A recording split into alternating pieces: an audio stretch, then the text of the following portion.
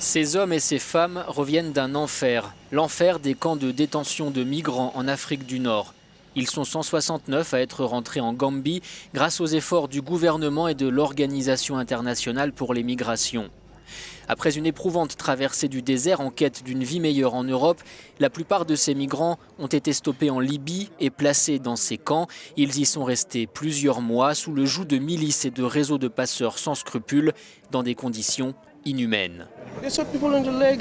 Ils tirent dans les jambes des gens, ils leur tirent dans la tête, n'importe où. Ils vous tuent sans aucune raison, comme des chiens. Les chiens ont plus de valeur que les noirs. Il n'y a que des noirs dans les prisons. Ils sont battus tous les jours et il n'y a pas de nourriture. Ça a été une période très difficile.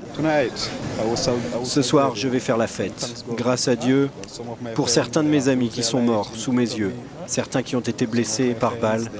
En ce qui me concerne, j'y ai échappé. J'ai juste été battu et mes blessures ont guéri depuis.